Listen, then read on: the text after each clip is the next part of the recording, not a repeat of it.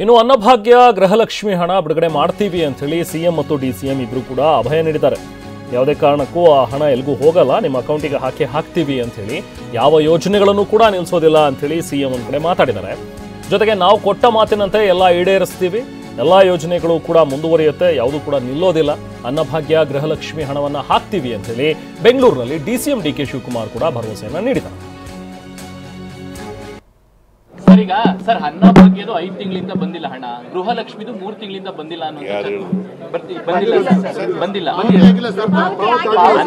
5 ತಿಂಗಳು ಯಾವುದನ್ನು ಕೂಡ ನಿಲ್ಸೋ ಪ್ರಶ್ನೆನೇ ಇಲ್ಲ. ಪಾವತಿ ಮಾಡಿದೀವಿ ಅಂದ್ರೆ ಮಾಡ್ತೀವಿ. ಅಲ್ಲ ಸರ್, ಯಾಕೆ ಲೇಟ್ ಆಗ್ತದೆ? 5 ತಿಂಗಳು 3 ತಿಂಗಳದೆಲ್ಲ ಯಾಕೆ ಆಗ್ತಿದೆ ಅಂತ? 5 ತಿಂಗಳು 3 ತಿಂಗಳು ಪೆಂಡಿಂಗ್ ಇದೆ ಅಂತ ನನಗೆ ಗೊತ್ತಿಲ್ಲ. 3 ತಿಂಗಳಿಂದ ಪೆಂಡಿಂಗ್ ಇರೋದು ಗೊತ್ತಿಲ್ಲ, ಕೂಡಲೇ ಬಿಡುಗಡೆ ಮಾಡಿ.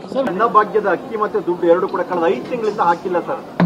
ಅಕ್ಟೋಬರ್ ಇಂದ ಬಂದಿಲ್ಲ ಸರ್. ಗೃಹಲಕ್ಷ್ಮಿ ಸ್ವಲ್ಪ ಇದಾಗಿದೆ. ಹಾಕ್ತಿವಿ. 3 ತಿಂಗಳಿಂದ ಗೃಹಲಕ್ಷ್ಮಿ ಇಲ್ಲ, ಅನ್ನಭಾಗ್ಯದ್ದು ಬರ್ತದೆ. ಖಂಡಿತ ನಾವೇನು ಮಾತು ಕೊಟ್ಟಿದ್ವಿ ಮಾತಂತೆ ನಿಲ್ತೀವಿ. ಅನ್ನಭಾಗ್ಯದ ಅಕ್ಕಿ ಮತ್ತೆ ದುಡ್ಡು ಎರಡು ಕೂಡ ಕಳೆದ 5 ತಿಂಗಳಿಂದ ಹಾಕಿಲ್ಲ ಸರ್.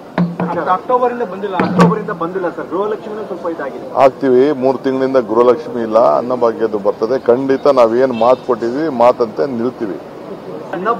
ಇದು ಸಿಎಂ ಮತ್ತು ಡಿಸಿಎಂ ಕೊಟ್ಟಿರುವಂತಹ ಅಭಯ. ಯಾವುದೇ ಕಾರಣಕ್ಕೂ ನಾವು ಯೋಜನೆಗಳನ್ನ ನಿಲ್ಲಿಸೋದಿಲ್ಲ. ಒಂದ್ ಕಡೆ ಸಿಎಂ ಹೇಳ್ತಾರೆ, ಇಲ್ಲ ನನಗೆ 3 ತಿಂಗಳು ಡಿಲೇ ಆಗಿರೋದು ಗೊತ್ತಿಲ್ಲ, ಬಟ್ ಆದಷ್ಟು ಬೇಗ ಹಣ ಬಿಡುಗಡೆ ಮಾಡ್ತೀನಿ ಅಂತ. ಡಿಸಿಎಂ ಬಟ್ ಒಪ್ಕೊಂಡಿದ್ದಾರೆ, 3 ತಿಂಗಳು ಆಗಿಲ್ಲ ಅನ್ನುವಂಥದ್ದನ್ನ ಆದಷ್ಟು ಬೇಗ ಅದನ್ನ ಬಿಡುಗಡೆ ಮಾಡ್ತೀವಿ ಅಂತ ಭರವಸೆ ನೀಡಿದ್ದಾರೆ.